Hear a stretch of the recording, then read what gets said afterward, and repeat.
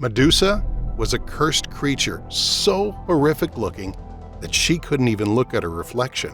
If she did, she would have instantly turned to stone. Brave heroes have tried to take her down, but none of them made it back. But Medusa wasn't always this hideous creature. Now, back in the day, she was drop-dead gorgeous, one of the most beautiful women ever. This is the untold story of a betrayed woman who turned into a monster. Medusa came into the world as a regular kid, born to two sea deities, Phorcys and Ceto. Medusa had two sisters, Euryale and Stheno. They were these gorgon creatures, a mix of women and serpents. From her early days, Medusa was all about the goddess Athena. When she played with her sisters, she'd always be Athena, while they took on the roles of villains. And then there was this dude, Iphicles, who was Medusa's partner in crime. They were tight, inseparable. So as time went on, Medusa just kept getting more and more beautiful. Iphicles, head over heels, confessed his love to Medusa. Now, here's the tricky part. Medusa was in love with Iphicles too, but she had this dream of becoming a priestess of Athena and couldn't let love get in the way. When Medusa hit the right age, she started off her journey to become Athena's priestess. Now, these priestess trainees had to be on their best behavior. Everything they did reflected Athena's reputation. And here's the thing, they had to be as pure as snow, just like their goddess. That meant no romance for them. Medusa took this role super seriously, maybe even a bit too seriously. Her rituals gathered more and more fans. People loved how she did her thing. But then, one man decided to invoke Athena's wrath by claiming that Medusa's hair was even more stunning than Athena's. You know the goddess from Mount Olympus. Athena heard about this happening in one of her temples. It turned out that people weren't exactly there to worship the goddess. They were only there for the charming priestess, Medusa. Now, Athena could have easily gone all divine wrath on those people, but surprisingly, she held back. She resisted the urge to do anything to those who shifted their attention from her to Medusa. Athena understood that, wrong as it may be, the young priestess wasn't at fault. Meanwhile, up on Mount Olympus, Poseidon, the sea god, noticed Athena's restlessness. These two were in a heated competition to be the city's big shot. You know, the patron god of the Attica region's capital. Athena won the face-off, and in a grand move, the city changed its name to Athens to honor her. Now, Poseidon wasn't too thrilled about losing, and he was just biding his time for the perfect moment to get back at Athena. He noticed that Athena was all focused on her top-tier priestess, Medusa. And that's when it hit him. This gorgeous young woman could be the perfect pawn in his revenge game. Poseidon cooked up a plan to tarnish Athena's reputation by hitting her most flawless follower. Well, meanwhile, Medusa was just going about her regular life, clueless that the Olympic gods had their eyes on her. Strolling by the sea, she didn't know that the god of the seas was lurking among the waves, keeping a close eye on her every move. Suddenly, she heard her name being called, and the voice seemed to echo from the ocean itself. Poseidon, in all his grand glory, emerged from the sea, trying to turn on the charm and seduce Athena's priestess, Medusa.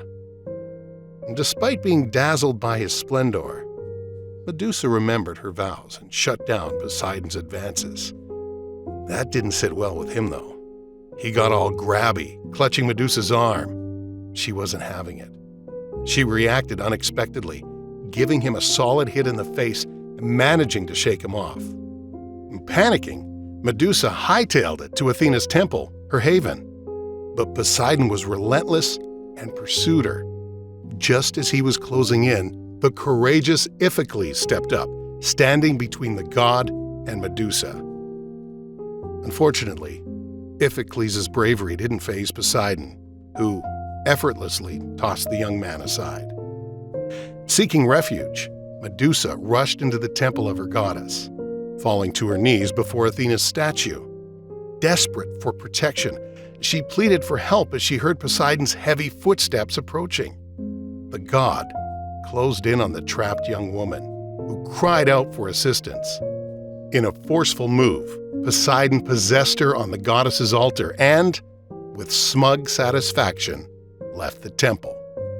His revenge had gone even better than he'd planned. Not only did Poseidon mess with Athena's best priestess, but he also trashed her cherished temple, something the goddess held dear for its purity. Medusa was feeling all kinds of terrible when Athena, in a fit of rage, took on the form of her statue. The goddess straight up blamed Medusa for everything. Athena went on about how if it weren't for Medusa's flashy presence and irresistible vanity, none of this mess would have gone down. The temple would have stayed spotless, and Athena's goddess status wouldn't have taken a hit. So, what did Athena decide to do? Well, she thought it was punishment time for the priestess, who had messed up big time. Medusa was now branded impure and guilty for bringing shame to the temple she was supposed to be looking after. Cut to nighttime, and Iphicles, who'd taken a pretty heavy hit earlier, finally woke up. Dude started searching high and low for Medusa and heard her cries coming from the temple of Athena. So when he got there, he found Medusa sitting on the ground, crying in total darkness. She pleaded with him to stay away because she didn't want to be seen like that. But being a caring friend, he couldn't help himself and went closer, offering some comforting words. When he touched her shoulder, bam! A serpent bit his hand. Medusa, spooked by the whole thing, turned and locked eyes with Iphicles. And just like that, the poor guy turned into a stone statue. Imagine the heartbreak. Medusa, in despair, hugged the stone version of her best friend. To avoid causing harm to anyone else, she bolted, but as she made her escape, some city folk spotted her. Anyone who met her gaze turned into stone, and soon, rumors spread about this terrifying, snake-haired creature. A group got together to hunt her down, but they were all found completely turned to stone and looking downright terrified. But here's the thing. Medusa wasn't out to hurt anyone.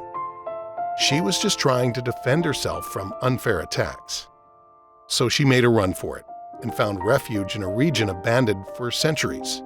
There, she stumbled upon an ancient temple in ruins, which became her hideout.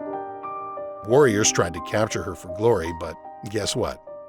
None of them ever came back. All on her own, Medusa was slowly losing what was left of her humanity, and her rep as a fearsome monster was spreading like wildfire. And to keep going, Medusa resorted to hunting small critters, and one day, her prey set off an unexpected twist. Medusa stumbled upon this ancient bust that was a dead ringer for the goddess Athena. It hit her. These ruins used to be one of the goddess's original temples. This find brought back Medusa's old habits. She started taking care of the temple and singing praises to the goddess, who happened to be the daughter of Zeus, the big-shot god of Olympus. Even in her miserable situation, Medusa was still noble. Back in Olympus, Athena wasn't blind to the good stuff Medusa was pulling. She realized that what the girl was doing wasn't just a show for vanity. No one was even watching these acts. Athena kind of felt bad for throwing such a harsh punishment on her. And just when you thought things might be settling down, Medusa caught wind of someone barging into her territory. So get this, the brave warrior cautiously stepped into the creature's turf as she got ready to spring her trap. Sneaking up, she was shocked when she spotted him rocking Athena's shield, the sacred Aegis that used to be Zeus's pride and joy. Athena's shield was crazy shiny, acting like a mirror. Using the reflection, the warrior clocked that the monster was right behind him. Quick as lightning, he swung and chopped off Medusa's head. She was done for, blood dripping all dramatic-like. The warrior, unknown until now, would go down in history as Perseus. After wrapping up his hero duties, Perseus handed back Athena's Aegis and tossed in Medusa's head for good measure. Now, here's the thing. Not many knew that Medusa had Poseidon's divine seed. From her blood, out popped Chrysaor, the golden sword-wielding warrior, and a stunning winged horse named Pegasus also made an entrance. Pegasus was the real deal, the epitome of pure creatures, holding on to the original purity stolen from his mother. Now, some people thought Athena was taking revenge on Medusa by helping Perseus, but truth be told, she just wanted to free the girl from her messed up situation. Athena even went all out by immortalizing Medusa's head on her shield, right beside the goddess she had a soft spot for. And if you feel sorry for Medusa, just like we do, make sure to like this video and subscribe to the channel so we can bring you the latest mythological content.